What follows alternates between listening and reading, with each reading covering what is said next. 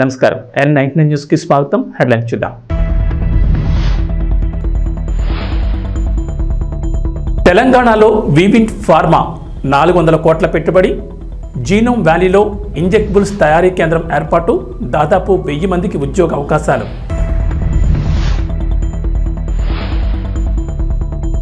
$500కే gas cylinder, మరో good news చెప్పిన రేవంత్ సర్కార్. 2 రోజుల్లోనే రాయితీ సొమ్ము అకౌంట్లలో జమ.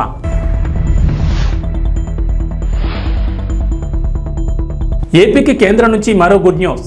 జాతీయ రహదారులకు 7,266 కోట్లు, ప్రాజెక్టులను ఆమోదిస్తూ ఉత్తర్వులు జారీ.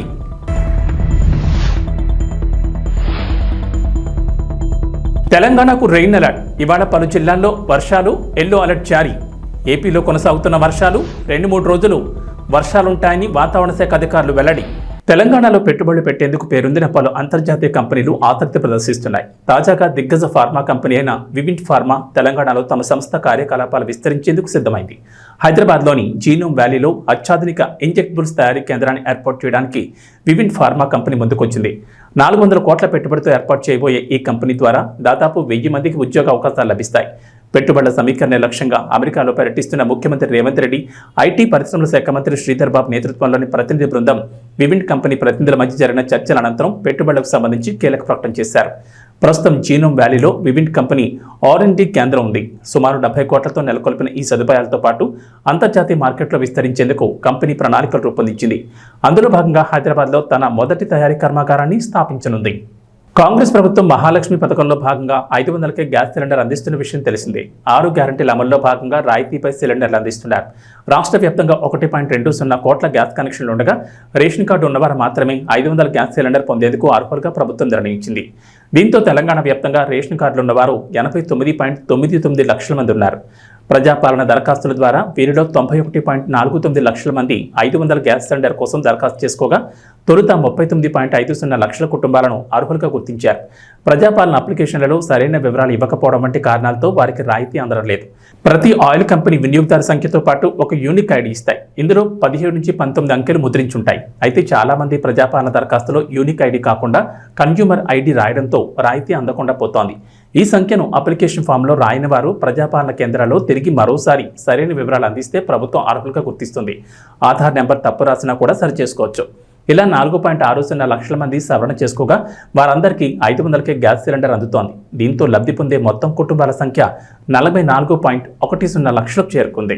ఇదే కాదు, ఆడబిడ్డలకు కట్టెలపై కష్టాలు తీర్చాలని, వాళ్ళ కన్నీళ్లు తూడవాలని 1200 రూపాయలు ఉన్న సిలిండర్ను ఇవాళ 500 రూపాయలకే ఆడబిడ్డలకి ఇంటి దగ్గర ఇచ్చి ఆడబిడ్డల కన్నీళ్లు దూర్చే బాధ్యత ఇవాళ ఈ ప్రభుత్వం తీసుకున్నది.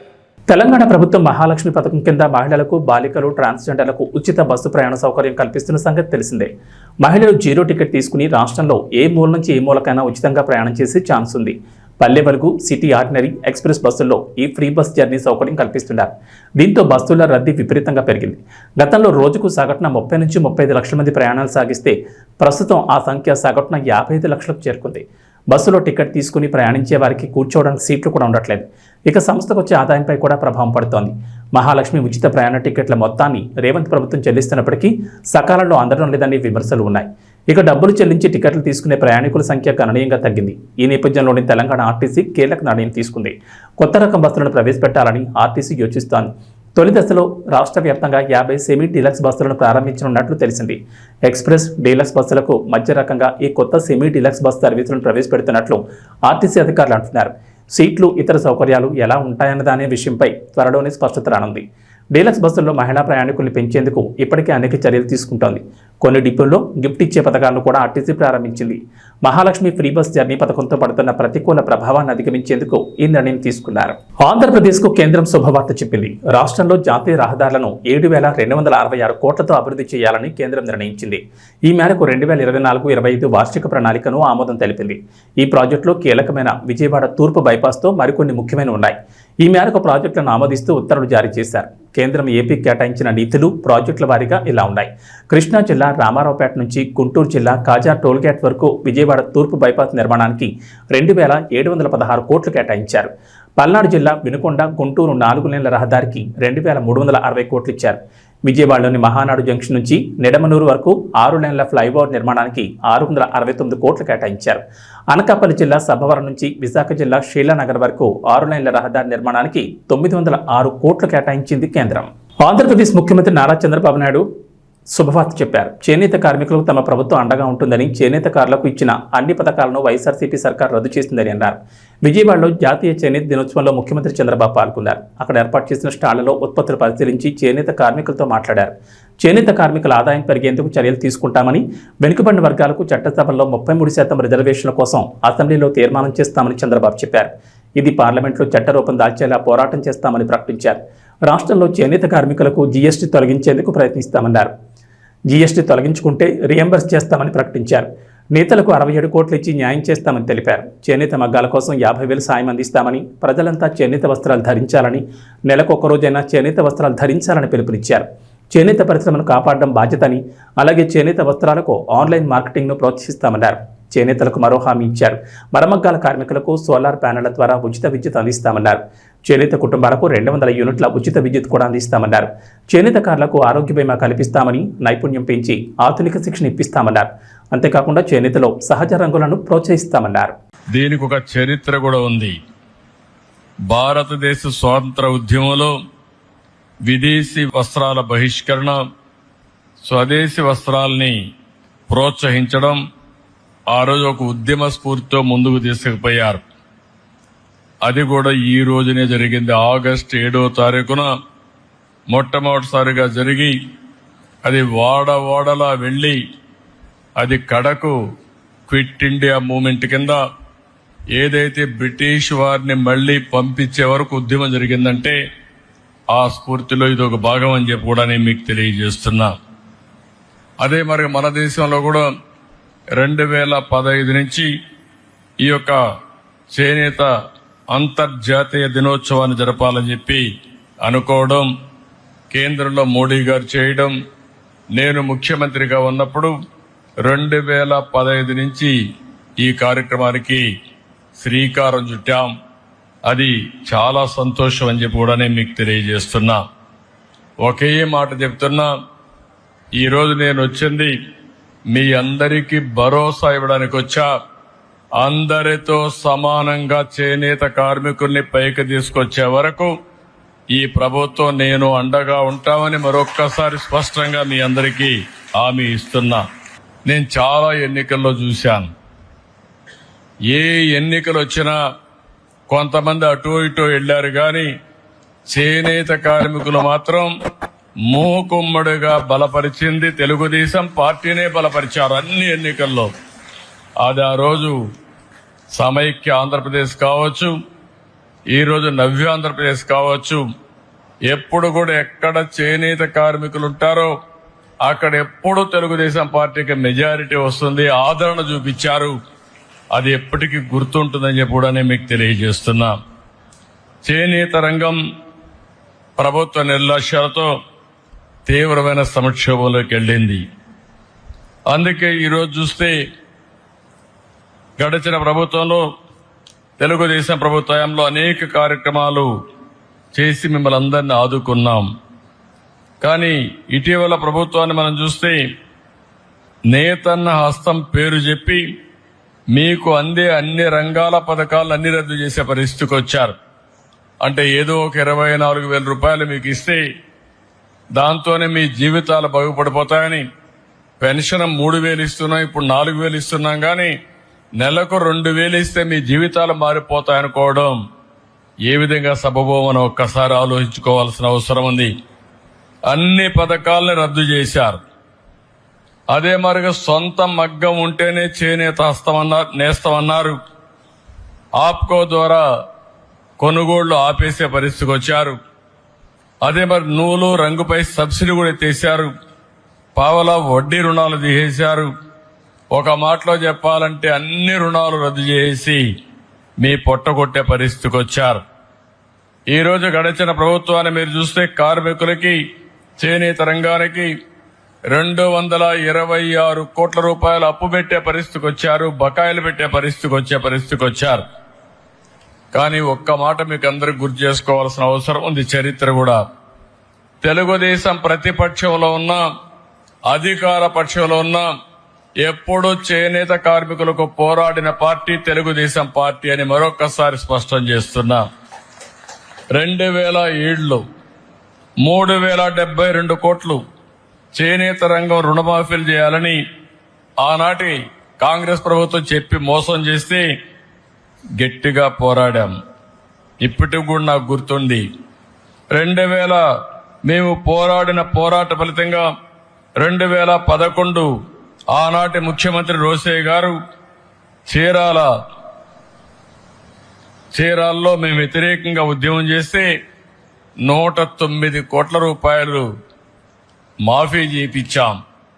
అది చాలదని 110 కోట్లు చేయకపోతే 2014లో అధికారంలోకి వస్తానే 110 కోట్ల రూపాయలు రుణమాఫీ చేసి చేనేత కార్మికులకు ఇచ్చిన మాట నిలబెట్టుకున్నాం.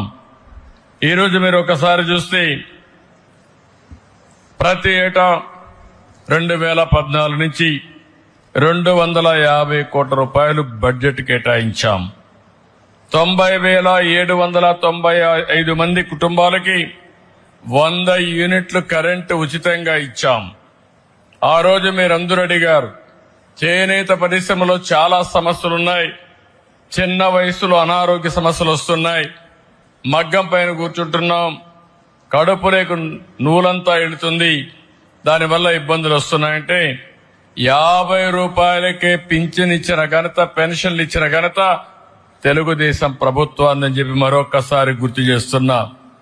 నూలు రంగుల పైన 20% సబ్సిడీ ఉంటే దాన్ని 40% పెంచాం. మరమగ్గాలకు 50% రాయితీ కోసం 80 కోట్ల రూపాయలు ఖర్చు పెట్టాం.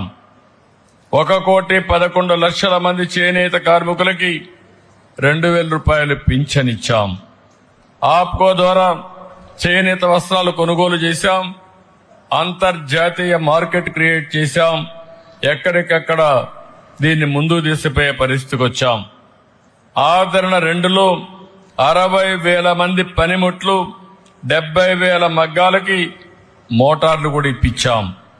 ఇంకొక పక్కన 70,000 మంది చేనేత కార్మికులకి మోటరైజ్ జకార్డ్ లిఫ్టింగ్ మెకానిజం సదుపాయాలు కల్పించాం.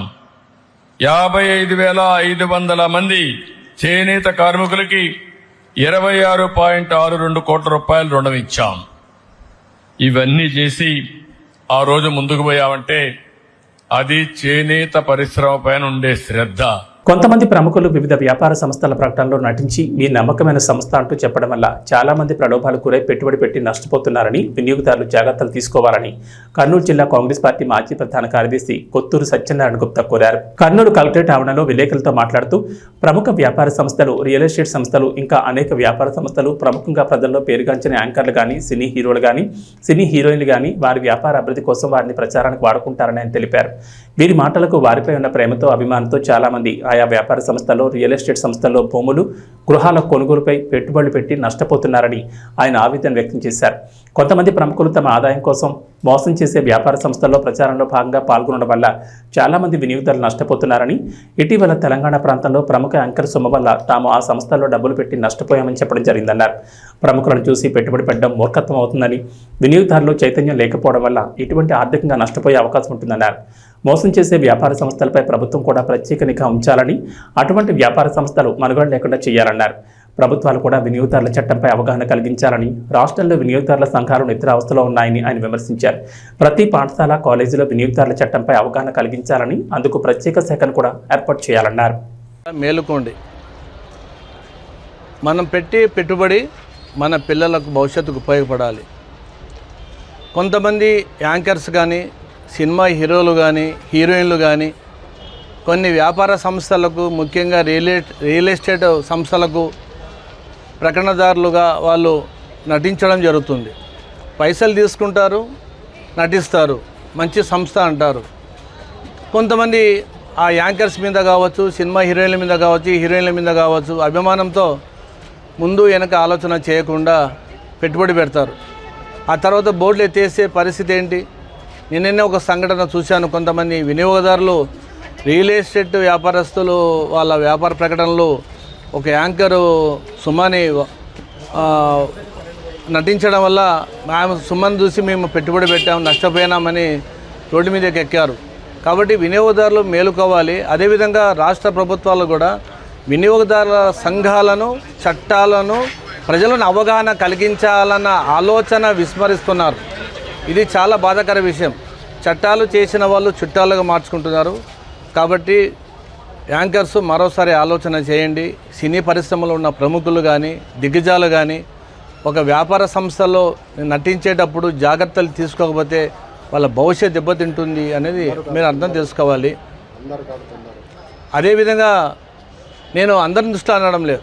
కొంతమంది కేవలం వాళ్ళ ఫేమస్ పేరు, వాళ్ళ ప్రఖ్యాతిని దృష్టిలో పెట్టుకొని వ్యాపార సంస్థలో ఆ విధంగా యాడ్లు చేసేటప్పుడు ముందు వెనక ఆలోచన చేయకుండా, సంస్థను దృష్టిలో పెట్టుకోకుండా మీరు నటిస్తే, ఆ యాడ్లో మీరు ఉంటే మిమ్మల్ని చూసి కూడా కొంతమంది ప్రలోభాలకు గురై పెట్టుబడి పెడితే వాళ్ళు నష్టపోతే ఆ బాధ మీ పిల్లలు కూడా బాధ కలిగించేలా ఉంటుంది. కాబట్టి కొన్ని జాగ్రత్తలు తీసుకోవాలని మీ సందర్భంగా నేను కోరుతున్నాను. TNN news. సంగారెడ్డి జిల్లా పటాన్చెరు మండలం పాసమైలారంలోని సువెన్ ఫార్మాస్యూటికల్స్ లిమిటెడ్లో కార్మికులు ధర్నాకు దిగారు. కనీస వేతనాలు, పర్మనెంట్ ఉద్యోగం కోసం పరిశ్రమ ఎదుట ఆందోళన చేశారు. పాతమైలారంలోని సువెన్ ఫార్మాస్యూటికల్స్ లిమిటెడ్ ఎదుట ధర్నాకు దిగిన కార్మికులకు మాజీ ఎమ్మెల్సీ రాములు నాయక్ మద్దతు ప్రకటించారు. పరిశ్రమ యాజమాన్యాన్ని గొంతెమ్మ కోరికలు కోరడం లేదని, కార్మికులకు కనీస జీతభత్యాలతో పాటు చాలా ఏండ్లుగా పనిచేస్తున్న కార్మికులను పర్మనెంట్ చేయాలని డిమాండ్ చేశారు. అందుకు పరిశ్రమ యాజమాన్యం ఒక మెట్టు దిగొచ్చిందని, కొంత సమయం కావాలని కోరినట్లు ఆయన చెప్పారు. సంఘటితంగా కార్మికులంతా ఉండి హక్కు కోసం పోరాటం చేయాల్సిన అవసరం ఎంతైనా ఉందన్నారు. ఈ కార్యక్రమంలో యూనియన్ అధ్యక్షులు రాములు నాయక్, ఎక్స్ఎమ్మెల్సీ, యూనియన్ ప్రధాన కార్యదర్శి Raju Mudinath, treasury Satyanarayana Reddy, organic secretary Venkatesh Yadav, joint secretary Praveen, ముఖ్య సలహాదారులు ప్రవీణ్ రెడ్డి, ఎగ్జిక్యూటివ్ మెంబర్ రంగస్వామి, ఉపాధ్యక్షులు శ్రీనివాస్ మరియు మహిళా నాయకురాలు యాకమ్మ, కార్మికులు పాల్గొన్నారు. ఇవాళ మనం ఒక విజయం సాధించినాం. ఇన్ని రోజులు మీతోటి మాట్లాడని యాజమాన్యం ఇవాళ చర్చలకు వచ్చింది. ఒక మెట్టు మనం ఎక్కడం జరిగింది. రేపటి నుంచి పనికి రామంటే మా సమస్య పరిష్కారం అయ్యి మీరు రాతపూర్వకంగా ఇస్తేనే మేము వస్తాము. ఇన్ని రోజులలో సమస్య పరిష్కారం కావాలి. మీరు డిప్యూటీ కమిషనర్ ఆఫ్ లేబర్ దగ్గర వచ్చి రాస్తేనే మేము వస్తామనేది చెప్పడం జరిగింది. సిస్టర్ ఉంది అక్కడ. ప్రతి విషయము గంట చర్చ జరిగింది. ఆ చర్చలలో నేను వేసిన ప్రతి ప్రశ్నకు జవాబు లేకుండా పోయింది. వాళ్ళకు చట్టం చెప్పినా, వాళ్ళ బాధ్యత చెప్పినా, డిసిప్లిన్ చెప్పినా, మహిళా కార్మికులతో ఎట్లా ఉండాలి అనేది గిట్ట మనం చెప్పడం జరిగింది. ఎందుకంటే మీరు సంఘటితంగా ఉన్నందుకే. ఇవాళ సంఘటితంగా లేకుంటే 20 సంవత్సరాల నుంచి జరుగుతున్న అన్యాయం ఇంకా జరుగుతుంది. మీరు రిటైర్మెంట్ అయ్యే వరకు ఇదే ఉంటుండే. కనీస వేతనాల చట్టం చెప్పినా, బోనస్ యాక్ట్ చెప్పినా, ట్రేడ్ యూనియన్ యాక్ట్ చెప్పినా ఏ విధంగా ఉండాలి, వాళ్ళకి పర్మనెంట్ చేయాలి. నీవు 3 పూటలు తిండి తింటే మేము 2 పూటలు తిండి తినాలి. నా కొడుకు నేను సీపర్గా పనిచేసి, నేను హెల్పర్గా పనిచేస్తున్నా, లేకుంటే ఆపరేటర్గా పనిచేస్తున్నా అనేది కాకుండా నా కొడుకు గిట్ట మీదక హెచ్ఆర్ కావాలి, ఇంజనీర్ కావాలి. ఆ కోరిక మాకుంది. 20 సంవత్సరాల నుంచి నువ్వు కాంట్రాక్టర్లను పెట్టి అదే కాంట్రాక్టర్లతోటి పని చేయించినావు. ఇప్పుడు ఎందుకు సడన్గా వాళ్ళని తీసేస్తున్నావు? దానికి ఇప్పుడు నువ్వు సడన్గా తీసేయడంతో కరెక్ట్ కాదు. నువ్వు రెచ్చగొట్టినట్లు అవుతుంది. మీ హెచ్ఆర్ తోటి, మీ పైన అధికారులతోటి మాట్లాడి ఎంతమందిని మీరు పర్మనెంట్ చేస్తారు, ఏ విధంగా చేస్తారు, మా జీతాలు ఎట్లా పెంచుతారు అనేది పోలీస్ డిపార్ట్మెంట్ ఉంది. వాళ్ళు గిట్ట విన్నారు. ఒక మహిళా రిప్రజెంటేషన్ గిట్ట మేడంతో తీసుకుపోవడం జరిగింది. ఎవరైతే రాజు మన జనరల్ సెక్రటరీ ఉన్నారో, మన రెడ్డి గారు ఉన్నారో, మన ప్రవీణ్ రెడ్డి గారు ఉన్నారో వీళ్ళు చెప్పినట్లు కోలీవుడ్ టు టాలీవుడ్ ప్రస్తుతం ఎస్జే సూర్యకి భారీ డిమాండ్ ఉంది. అసలు ఆయన డైరెక్షన్ చేసుకునే ఛాన్స్ కూడా ఇవ్వట్లేదు మిగిలిన దర్శకులు. వరుసగా స్టార్ హీరోల చిత్రాల్లో ఆయనకి విలన్ రోల్స్ ఇస్తున్నారు. ప్రస్తుతం Ram Charan game changer, Karthi Sardar 2, Kamal Haasan Indian 3, Nani Saripodhaa Sanivaaram ఇలా వరుసగా పెద్ద హీరోల చిత్రాల్లో విలన్ పాత్రలు పోషిస్తున్నారు సూర్య. సరిపోతా శనివారం చిత్రంలో అయితే పోలీస్ పాత్రలో ఆయన నటిస్తున్నారు. ఈ సినిమా ప్రమోషన్స్లో భాగంగా ఎస్జే సూర్య తాజాగా ఓ ఇంటర్వ్యూ ఇచ్చారు. అందులో యాంకర్కి షాక్ ఇస్తూ సరిపోదా శనివారం స్టోరీ రివీల్ చేసేశారు సూర్య. నాని చిన్నగా ఉన్నప్పుడు కొంచెం కోపం, ఆవేశం ఎక్కువగా ఉంటాయి. అలాంటి నేచర్తోనే పెరుగుతాడు. అయితే ఇలానే పెద్ద అయితే చాలా ప్రాబ్లం అవుతుందని వాళ్ళ అమ్మ అనుకుంటుంది. ఈ కోపాన్ని ఎలా కంట్రోల్ చేయాలని ఆలోచిస్తుంది. ఇలా చేయకూడదని చెబితే చిన్నపిల్లలు ఇంకా ఎక్కువ చేస్తారు. అందుకని ఒక ఆలోచన చేసి నీ కోపం చూపించు, కానీ అన్ని రోజులు వద్దు, కేవలం ఒక్కరోజు చూపించు అని చెప్తుంది. దీంతో నాని అలా ఒక రీజన్ కోసం తన కోపం చూపించడానికి శనివారం ఎంచుకుంటాడు.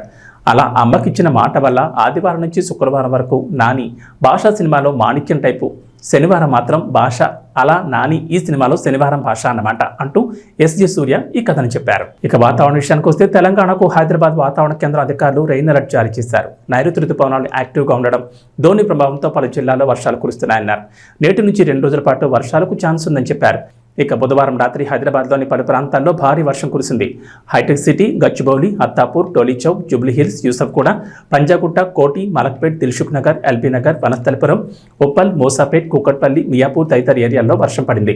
మిగిలిన ఏరియాలో ఓ మోస్తరు వర్షాలు కురిశాయి. ఉమ్మడి ఆదిలాబాద్, నిజామాబాద్, కరీంనగర్, వరంగల్, రంగారెడ్డి, మహబూబ్నగర్ జిల్లాలోని పలు ప్రాంతాల్లోనూ వర్షాలు కురిశాయి. గద్వాల జిల్లా గట్టులో అత్యధికంగా 12.6 సెంటీమీటర్ల వర్షపాతం నమోదైనట్లు అధికారులు తెలిపారు. అటు ఆంధ్రప్రదేశ్లో కూడా వర్షాలు కొనసాగుతున్నాయి. బంగాళాఖాతంలో కాకుండా భూ ఉపరితలంపై అల్పపీడనాలు ఏర్పడే వాతావరణం కనిపిస్తోంది. పశ్చిమ బెంగాల్, జార్ఖండ్ పరిసరాల్లో 5 రోజుల క్రితం ఏర్పడిన అల్పపీడనం మరింత బలపడి తీవ్ర వాయుగుండంగా మారింది. తాజాగా మరో అల్పపీడనం ఏర్పడనుంది. ఈ ప్రభావం శ్రీకాకుళం, పార్వతీపురం, మన్యం, అల్లూరు సీతారామరాజు జిల్లాలపై కొంతవరకు ఉంటుందని అంచనా వేస్తున్నారు. రాష్ట్రంలో నైరుతి రుతుపవనాలు మోస్తరుగా కదులుతుండడంతో వర్షాలు కురుస్తున్నాయి. రాబోయే 24 గంటల్లో కోస్తా, రాయలసీమలో ఎక్కువ చోట్ల వర్షాలు కురుస్తాయని అంచనా వేస్తున్నారు. శ్రీకాకుళం, విజయనగరం, పార్వతీపురం, మన్యం, అల్లూరు సీతారామరాజు, అనకాపల్లి, ఎన్టీఆర్, పల్నాడు, ప్రకాశం, చిత్తూరు, తిరుపతి, కర్నూలు, నంద్యాల, అనంతపురం, శ్రీ సత్యసాయి, కడప జిల్లాలో అక్కడక్కడ పిడుగులతో పాటు తేలికపాటి వర్షాలు కురిసే అవకాశం ఉందని విపత్తుల నిర్వహణ సంస్థ తెలిపింది. మరోవైపు నంద్యాల జిల్లా డోన్లో 101.4 మిల్లీమీటర్లు, తిరుపతి జిల్లా సూళ్లూరుపేటలో 97.6, పార్వతీపురం, మన్యం జిల్లా కొమరాడలో 84.6 మిల్లీమీటర్లు, చిత్తూరు జిల్లా వెంకటగిరి కోటలో 83.2, పార్వతీపురంలో 76.8, గుంటూరు జిల్లా అమరావతిలో 75.9, తిరుపతి జిల్లా తిరుపతి ఏరోలో 75 మిల్లీమీటర్ల వర్షపాతం నమోదైంది. ఇవి బులెటిన్ విశేషాలు. నమస్కారం.